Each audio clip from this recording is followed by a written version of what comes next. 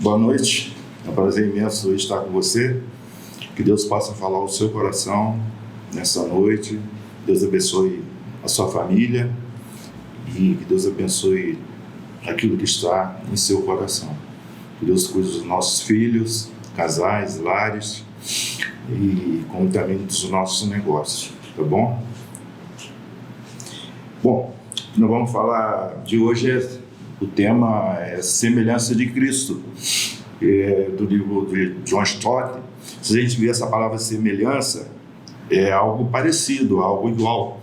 Por exemplo, um camelo com um dromedário, né?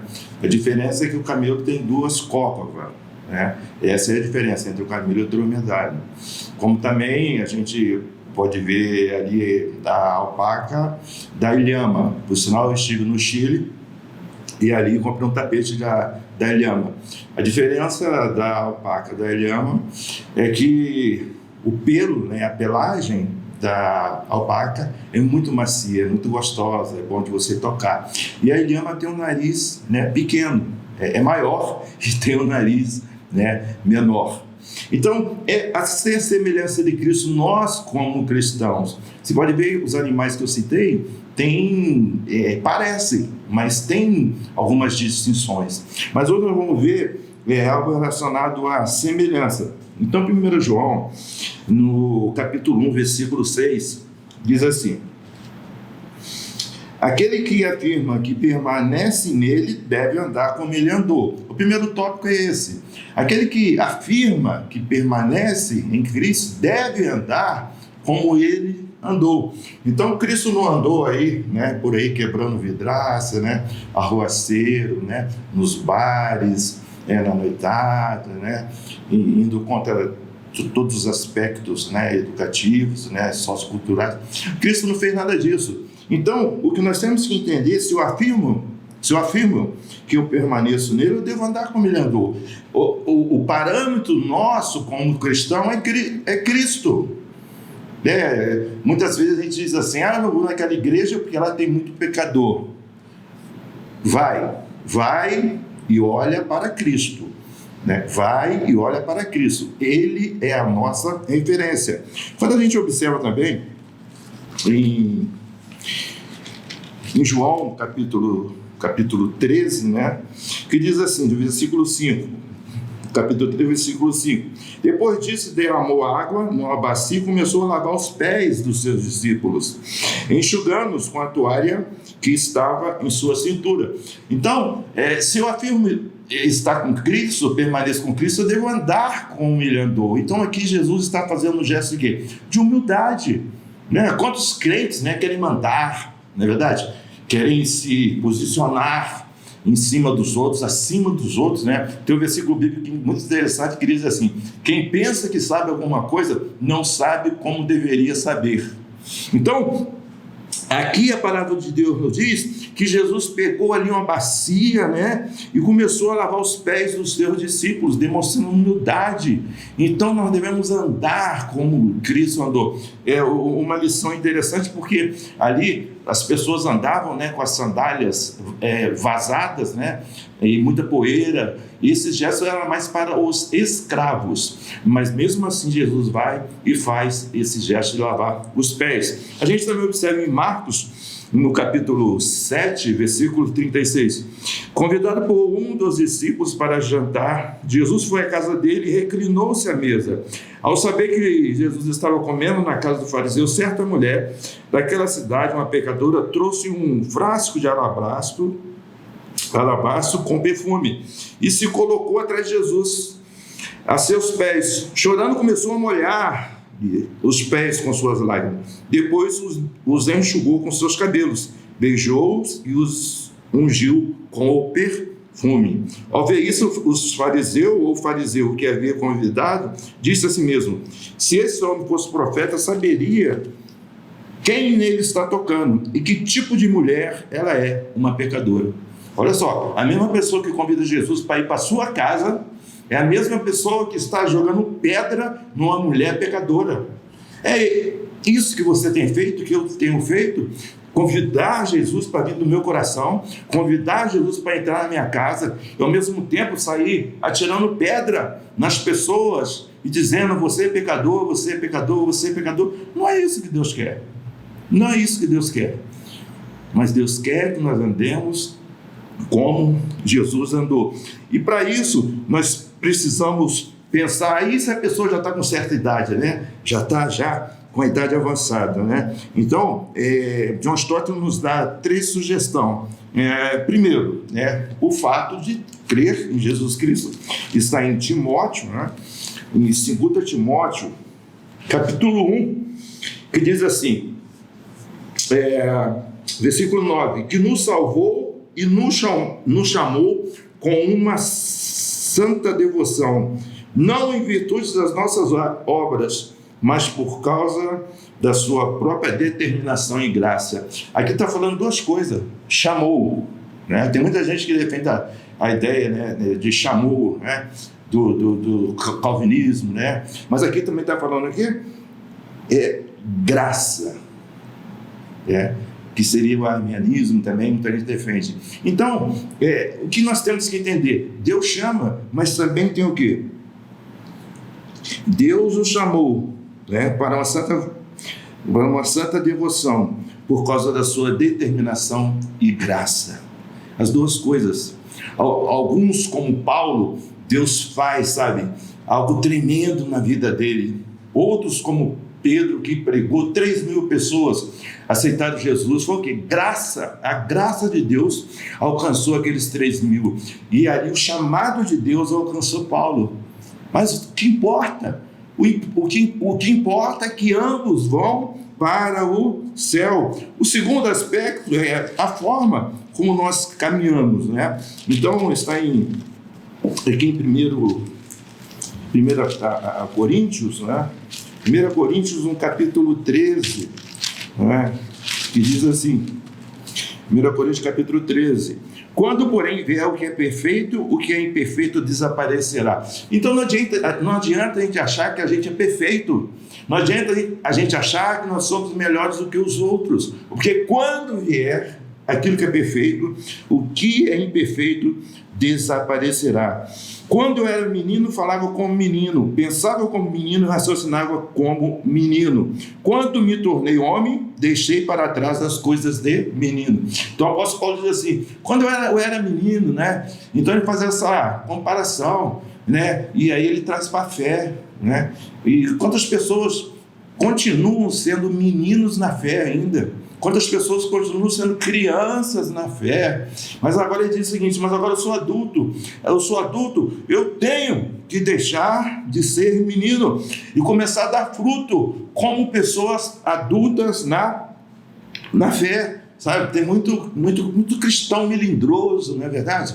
Mas olha o que ele está dizendo, quando eu era menino, mas agora eu já sou adulto. Vamos crescer como cristão. Agora, pois, vemos apenas um reflexo obscuro, como em espelho, mas então veremos face a face.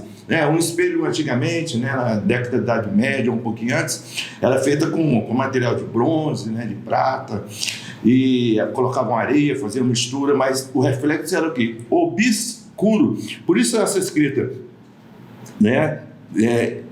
o espelho, como um reflexo obscuro. Agora conheço em parte, então conhecerei plenamente da mesma forma como for conhecido. Então, não precisa a gente, chegar e ficar espantado.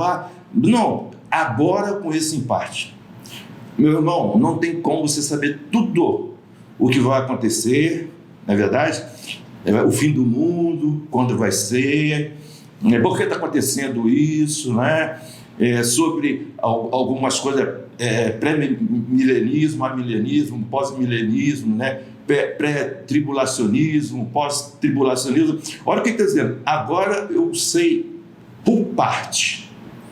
Então calma, não tem como, ninguém vai saber tudo, ninguém vai saber. O próprio Jesus disse que não sabe, da sua volta, somente Deus. Então descansa, descansa, porque agora conheço em partir. Então, o que nós gostaríamos também de ver em 2 Coríntios capítulo 3, versículo 18, diz assim: e todos nós que com a face descoberta contemplamos a glória do Senhor, segundo a sua imagem, estamos sendo transformados. Olha só, estamos sendo transformados com glória cada vez maior, a qual vem do Senhor, que é o Espírito. Então nós, como cristãos, estamos sendo transformados. Estamos sendo, até o momento que seremos transformados completamente lá na glória. Já estou terminando. Eu gostaria da gente prestar atenção numa passagem também que diz em 1 João capítulo 3, e ela é escatológica, né? 1 João capítulo 3 diz assim: vejam como é grande o amor que o Pai nos concedeu, sermos chamados filhos de Deus, o que de fato somos. Por isso o mundo não nos conhece, porque não o conheceu. Amados, agora somos filhos de Deus. Presta atenção, versículo 2. Não se manifestou o que havemos de ser, mas sabemos que quando ele se manifestar, seremos semelhantes a ele. Olha só. Quando Jesus se manifestar, seremos semelhantes a ele. Então tem algumas religiões aí que defendem a ideia do sono da alma, né? Sono da alma. Olha o que está dizendo esse versículo. Quando Cristo se manifestar, seremos semelhantes a ele, pois o veremos como ele é. Olha que coisa linda. Seremos semelhantes a ele, pois veremos como ele é. Eu quero terminar, falar em Pedro, 1 Pedro capítulo 2, né, para que a gente dê um reforço, né, de ser semelhante a Cristo, né?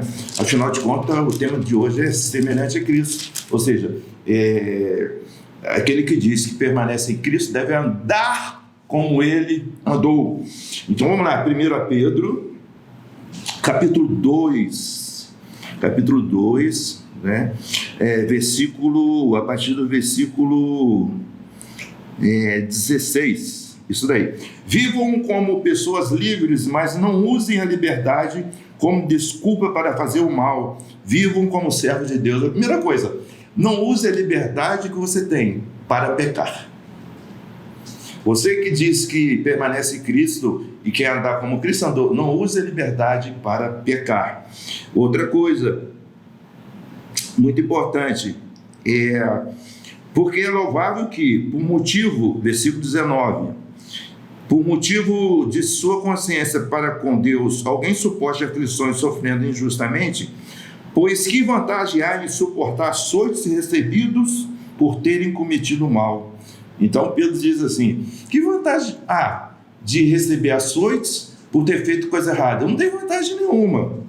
Mas se vocês suportam o sofrimento por terem feito bem, isso é louvável diante de Deus. Aí Pedro diz assim: mas se você toma chicotadas por você ter feito bem, aí é louvável diante de Deus.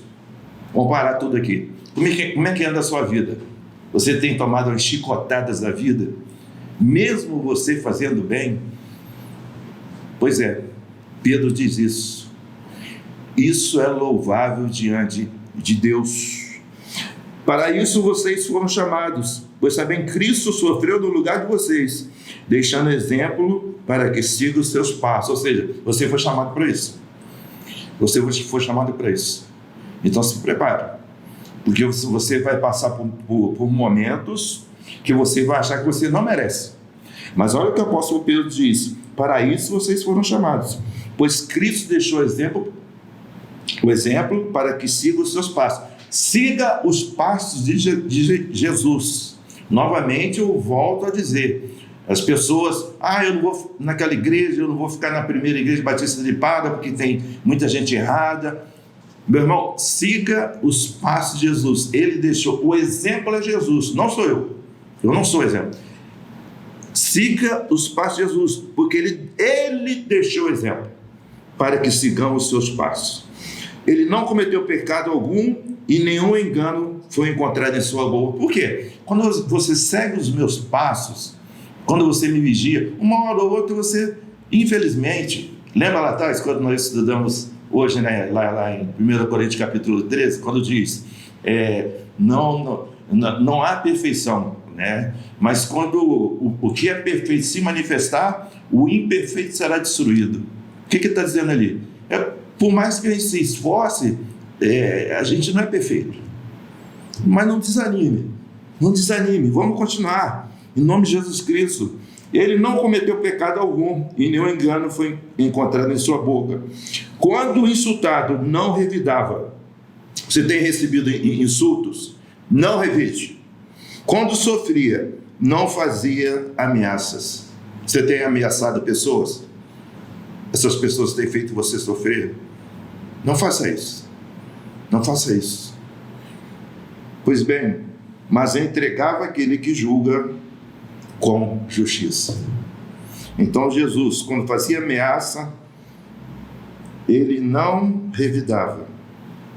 E quando sofria insulto, quando ele passava por insulto, entregava aquele que julga com justiça. Amém? Vamos orar? Deus, obrigado, Senhor, porque estamos, amado Pai, com o desejo de sermos semelhantes a Cristo, mas sabemos que a caminhada é longa. Ajuda-nos, Senhor, principalmente aqueles que dizem permanecer em Cristo, andar como Ele andou e olhar para Jesus, porque Ele nos deixou exemplo para que possamos seguir o seu exemplo, porque Ele não revidava, mas entregava aquele que julga justamente. Ó Pai, oramos, se tem alguém que está usando o tempo para coisas que não agradam a Deus, usando a liberdade para o pecado, que Deus possa tocar em seu coração e se arrepender. Que eu também, Pai, me arrependa dos meus pecados, por os nossos familiares, em nome de Jesus. Amém.